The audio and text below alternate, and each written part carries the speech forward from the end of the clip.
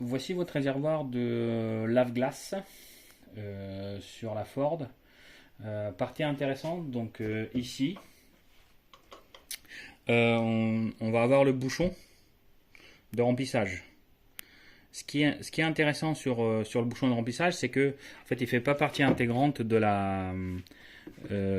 réservoir. Donc, en fait, il vient juste avec un joint qui vient juste s'insérer. Donc là, la première chose, quand vous retirez, si vous avez besoin de travailler dessus, quand vous le retirez, il faudra vérifier ici qu'il n'y ait pas de salissure qui risque de venir, parce que votre réservoir, donc, il est en dessous, vous pouvez vous imaginer. Donc si vous le retirez, si vous tirez dessus, comme ça, pardon. Donc si vous tirez dessus et qu'il y a de la crasse qui rentre, donc vous allez avoir de la salissure qui rentre dans votre réservoir. Votre réservoir, donc, il est maintenu par deux vis. Donc, une vis ici et une autre vis ici. Donc on va avoir deux vis et ensuite on va avoir ici, donc c'est un crochet.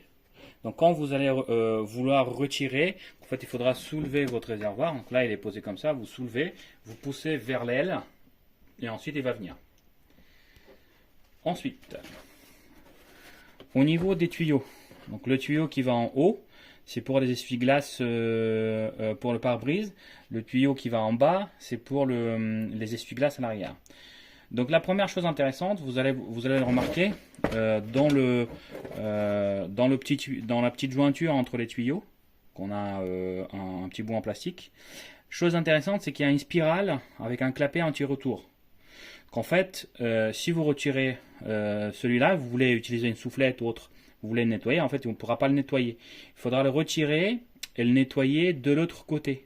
Puisque ça pousse, le clapet anti-retour, il pousse, soit c'est un clapet anti-retour ou c'est un clapet qui permet, en fait, lorsque le moteur il tourne, avec la pression de l'ouvrir et puis d'aller envoyer du liquide, du lave-glace vers les essuie-glaces à l'avant.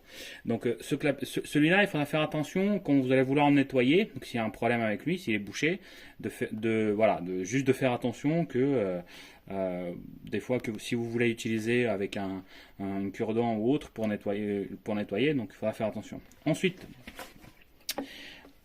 si vous voulez vider votre réservoir, donc vous avez le trou d'aération, enfin la prise d'air, parce que quand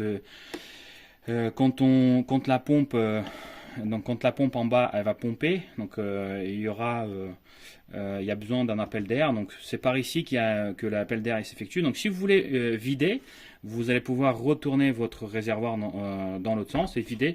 Juste faire attention pour pas venir vous pencher trop par ici, sinon ça va couler par ce trou là. Sinon très pratique. Ensuite, toujours dans la partie entretien nettoyage, donc vous retirez le tuyau. Donc il faut le faire un à un, comme ça vous n'allez pas vous tromper. Retirez le tuyau, le souffler, nettoyer la petite buse, enfin le petit truc ici. Pareil pour celui-ci qui va à l'arrière. Vous nettoyez. Ensuite, lorsque vous allez retirer, comme on a retiré le réservoir de liquide de lave-glace, moi je vous conseille de retirer. Donc on peut voir qu'il y a il y a un joint, mais également avec une sorte de filtre. Donc ça permet du coup de filtrer tous les petits débris, de pas les aspirer par la pompe. Ça c'est le premier élément. Donc on va le nettoyer et ensuite, comme vous pouvez le voir ici, donc on a plein de petits asticots.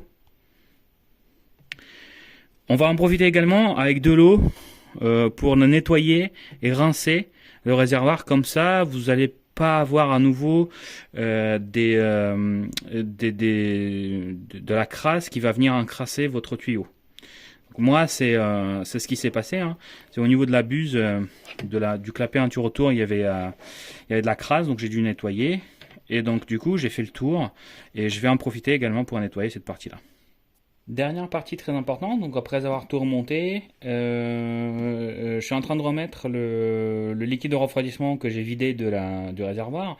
Donc le problème c'est que j'ai commencé à verser et puis j'ai vu qu'en fait il y a pas mal encore une fois de crasse. Et ce que j'ai décidé, donc j'ai pris un morceau de tissu que j'ai mis ici et donc pour vous montrer comment ça marche. Et donc on remet. Et je vais vous montrer toute la crasse qui va rester à la fin. Donc du coup, soit vous êtes en fin de réservoir et à ce moment-là, vous mettez du liquide de lave-glace neuf, soit vous en avez beaucoup et que pour X raison, il y a un tuyau ou une partie du circuit qui est bouché. Moi, j'ai pas encore fini, mais vous pouvez tout de suite voir la quantité de crasse qu'on peut avoir. Donc, évitez de remettre l'ancien ou sinon filtrez-le avant de le remettre. Sinon, vous allez vous retrouver dans la même situation d'avant, ça va se reboucher.